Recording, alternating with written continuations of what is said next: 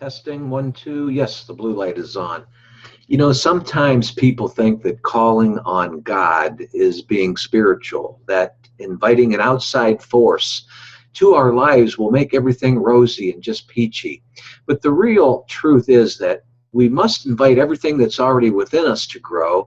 And growth can be messy, as I've discovered.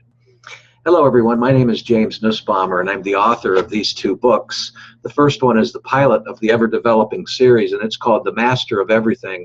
It's a story of mankind in the world of illusion that we call life, and its sequel to the series is called Mastering Your Own Spiritual Freedom, Lessons from A Course in Miracles. And both these books are sold everywhere books are sold all over the world and published by Ozark Mountain Publishing Company. A Course in Miracles helps us to realize that the purpose of life is to grow, is to develop and grow into our own perfection. Once we open up to God, everything that could anger us on the inside, that's in there burning and angering us, is on its way out. This is so because the place where we go in anger is behind the ego's wall, the ego's defense, or the ego's shield. The ego in us is that ever fearful and doubting Thomas side of us, that side of us that wants to be judgmental all the time. So that's where we go when we're in anger, is behind the protection of the ego wall. We may not be able to walk through this through this wall, but we can certainly learn to walk around it. Any situation that needs healing needs our love, and is where we don't yet have the capacity to be unconditionally loving. Without these keys to spiritual growth, we spontaneously just fall backwards on doubt and fear. It is the function of our guided thoughts deep within to draw our attention to this condition by helping us more and more to move beyond that point of anger by his undoing of errors. Without doubt and fear, the light comes in, and the darkness, the darkened thoughts inside of us that are causing the doubt and fear just vanishes. It's drawn to the light. And then there's nothing but room left for love. What is this gift that we're all been given to free us from the illusion that's all been planted inside of us? It's the one thought of unconscious intelligence, which is the Spirit of God, or the Spirit of our divinity. This divine Spirit is called by many the Holy Spirit. And I like using that traditional word, that traditional term, Holy Spirit, because it rings well with us. But let's don't look at the Holy Spirit as something outside of us. Let's look at the Holy Spirit that is our true unconscious, our deep conscious mind.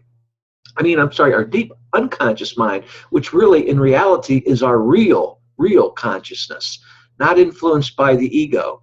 But you can call this spirit, this divine inner guidance system, which I just mentioned, the Holy Spirit, you can call it any term you want. You could call it any name you want. You could call it George, or you could call it Alice, or whatever you like. Religions, as I've said before, religions hold no copyright or patent on this word or its interpretation. What I am calling the Holy Spirit, the communication aspect of God, revolutionizes in a psychological sense our understanding of why we are here on earth, rather than addressing religiously why we exist. In this psychological manner, the Holy Spirit means for undoing entanglements are evident everywhere. Just look around you. The Spirit, which is the one thought that created who we truly are, abides in our unconscious and consciously brings about our purpose, or our true free will in this world. We in turn are the learning link, we can say, of the one thought that teaches us love as our only purpose. Everything we do is interpreted by either our self-made ego or the Holy Spirit. We have a choice in the matter. The ego leads us further into anxiety by using our body against another for physical gain. The Holy Spirit aspect of our mind uses everything to lead us to inner peace, giving us the physical means necessary for our ultimate purpose. The ego religiously uses time to live and die. The Holy Spirit psychologically and physically uses time to untangle, untangle illusory thinking and to direct us along the path to our true free will, our purpose in this world, where our dreams come true. Here's to the Holy Spirit in you. Hey everyone, I hope you enjoyed this, and thanks for putting up with me for a few minutes. But be sure to click on the subscribe button in this YouTube video and help my subscribership to grow. I really appreciate it. I'd also like to add that I have a system I use to claim real abundance in wealth by true extension of myself, and that this system is operated by really good people all over the world. If you'd like to know more on how to claim this real abundance within yourself, there's a link in the description box of this YouTube video that will take you to my website, to a special page at my website.